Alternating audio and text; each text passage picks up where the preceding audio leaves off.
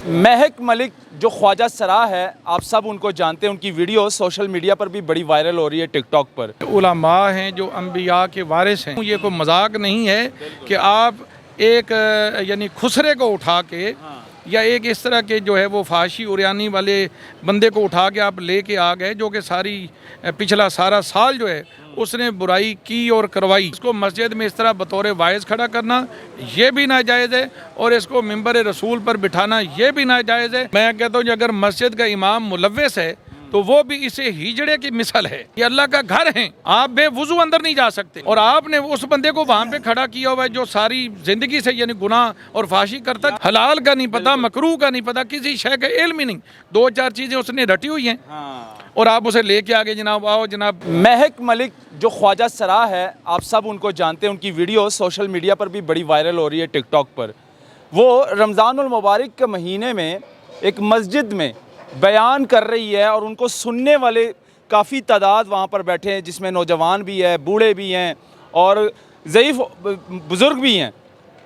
क्या ये वही ख्वाजा सराह है जो रमज़ानुल मुबारक का महीना जब भी आता है तो ये इसी तरह बयान करते हैं, और उन्हीं पैसों के साथ ये तराबियाँ भी मतलब कि ज़कात देते हैं, रोज़े कुशाई करवाते हैं लोगों के?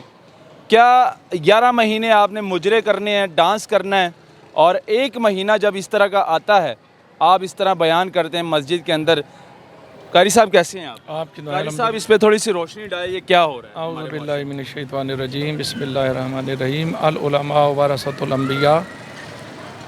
देखिए, जो हदीस मुबारक मैंने आपके सामने पढ़ी है उसमें हजूर अलैहिस्सलाम ने फरमाया कि उलमा हैं जो अम्बिया के वारिस हैं, और ये काम उलमा का है कि वो मस्जिदों में वाज़ो नसीहत करें, जो ख़ुद शरीयत के ताबे हों, शरीयत के पाबंद हों, शरीयत को पूरी तरह समझते हों। ये कोई मजाक नहीं है कि आप एक यानी खुसरे को उठा के या एक इस तरह के जो है वो फाशी उरियानी वाले बंदे को उठा के आप लेके आ गए, जो कि सारी पिछला सारा साल जो है उसने बुराई की और करवाई, उसको आपने अल्लाह के मिंबर रसूल पे बैठा दिया या मस्जिद में। ये मेरे नज़दीक ये यानी ये फेल जो है हराम है, और इन लोगों को शर्म व हया से काम लेना चाहिए। और जो आगे लोग बैठे हुए सुन रहे हैं, इनमें से कोई भी दना या कोई भी अक्लमंद नहीं है जिससे ये शऊर हो कि यार इस बंदे की शक्ल तो देखो, जो बिल्कुल सिरे से ही यानी कि तीसरी दुनिया से ताल्लुक़ रखता है, और हमने इसको ला के मिंबर रसूल पे बैठा दिया है। लिहाजा इसको मस्जिद में इस तरह बतौर वाइज खड़ा करना ये भी नाजायज़ है, और इसको मिंबर रसूल पर बिठाना ये भी नाजायज़ है। ऐसों का वाज सुनना भी नाजायज़ है। या फिर इनसे ये पूछें कि हमारे पास क्या उलमा नहीं रह गए, उलमा ख़त्म हो चुके हैं, क्या आपको ऐसों की ज़रूरत पड़ गई, या फिर आप हैं ही इसी तबीयत के, या आप इसी नस्ल से हैं कि आपको आप अपनी नस्ल की तरफ मैलान रखते हैं कि जो हमारी तरह के हम उसी को ही लेके आएंगे। तो हम इनसे ये कहेंगे कि शर्म करो, कुछ हया करो, अल्लाह के घर में तुम ऐसी हरकतें करते हो, उस खुदा का खौफ करो। उन मस्जिद की इंतज़ामिया की गलती है और जो मस्जिद का इमाम है उनकी गलती है जो हरकत की है? मैं कहता हूँ कि अगर मस्जिद का इमाम मुलव्वस है तो वो भी इसे हिजड़े की मिसल है।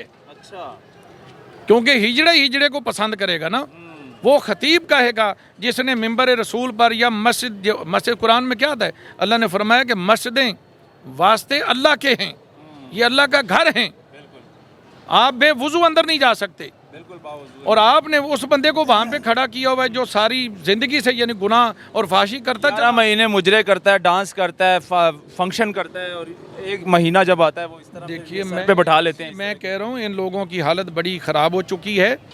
अब अगर उलमा इस कायनात में ना होते तो शायद ये लोग इससे भी आगे का कोई कदम उठा लेते। अच्छा, देखने वाले जो अवाम है मतलब कमेंट्स करती है, वो इस तरह के भी कमेंट्स आते हैं, वो कहते हैं यार अच्छा काम कर रहे हैं, अगर वो दीन की तरफ बढ़ रहा है, अगर वो मस्जिद में खिताब कर रहा है, चलो अच्छा कर रहे हैं, आप लोगों को क्या तकलीफ है? उनको क्या कहना चाहिए? मैं इनसे ये पूछता हूँ, ये जितने बड़े मुहद्दिस बने फिरते हैं, इनको हमारे सामने लाएं, इल्मी तरीके से ये हमसे बात करें।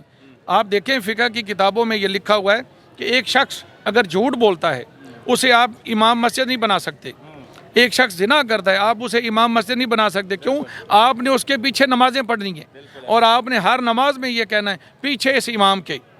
तो इमाम का मुत्तकी परहेजगार होना ज़रूरी है ताकि उसकी नमाज भी हो और पिछड़ों की नमाज भी हो जाए।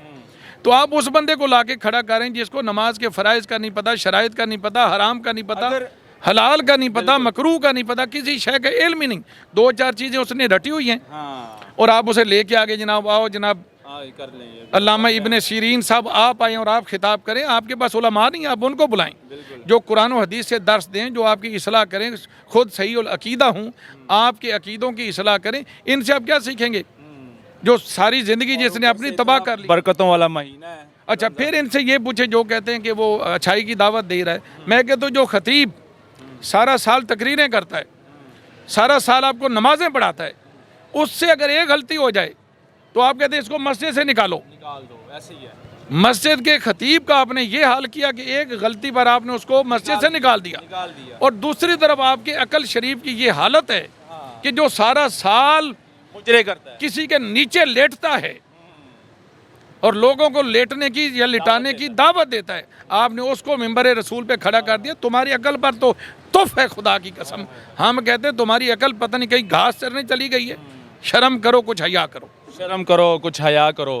تو اگر وہ خواجہ سرا مہک ملک اگر سب برے کام چھوڑ دے، مطلب آج کے بعد وہ توبہ کر لے کہ میں مجرے نہیں کروں گی اور اس طرح کے فحاش نہیں دکھاؤں گی، نوجوانوں کے انٹرٹین نہیں کریں، تو پھر کیا ان کے لیے کہنا؟ پھر ٹھیک ہے.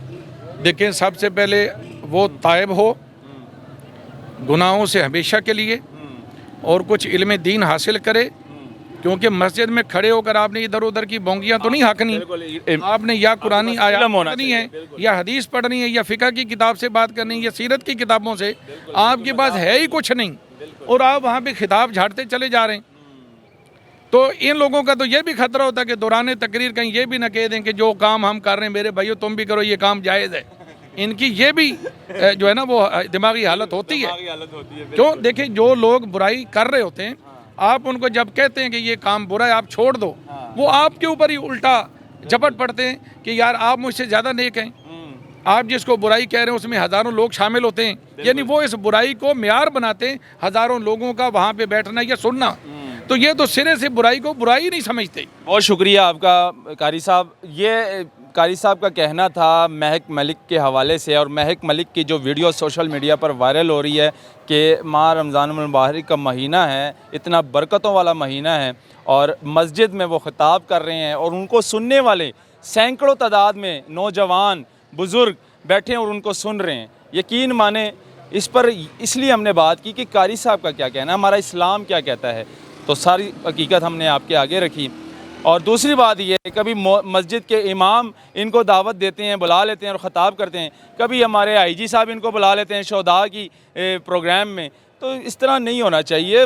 دیکھ لینا چاہیے کہ کس طرح کے وہ کس کیٹیگری کا وہ بندہ ہے، اور سارے پورا سال وہ گناہ کرتا ہے، پورا سال وہ مجرے کرتا ہے، اور آپ ان کو اٹھا کر لے آتے ہیں، بٹھا دیتے ہیں. یہ سراسر غلط. میرے نزدیک آئی جی صاحب بھی بقول آپ کے اگر ان کو بلاتے ہیں تو چونکہ آئی جی صاحب بھی نہیں کہ ہم شکل ہیں نا، شہداء کے ڈے پر بلاتے ہیں. میں کہتا ہوں آئی جی صاحب مجھے بلائیں، میں آپ کی ٹیوننگ کروں، میں آپ کو کچھ دین پڑھاؤں کہ یار آپ نے کس بندے کو بلا لیا ہے، یا پھر وہ آپ کا مشابہ ہے، شکل سے بھی آپ جیسا ہی ہے وہ، اور حرکتیں بھی پھر آپ کی ایسی ہی ہیں. بڑے میں معذرت کے ساتھ کہہ رہا ہوں آپ ایسے کام نہ کریں. جس عہدے پر آپ بیٹھے ہیں یہ آپ کے عہدے کے شایان شان نہیں ہے. چلیں جی، بہت شکریہ آپ کا. ناظرین اس کو شیئر کریں. مجھے دیجیے اجازت. اللہ حافظ.